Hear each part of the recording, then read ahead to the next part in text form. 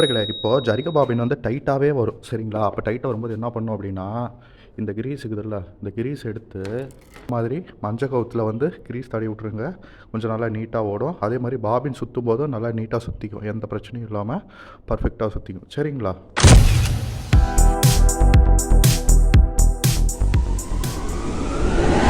So பார்த்தீங்கன்னா ஜரிக பாபினுக்கு எல்லா பக்கமுமே 4 மஞ்சள் கவுத்துக்குமே வந்து கிரீஸு அப்பி விட்ருக்குறேன்.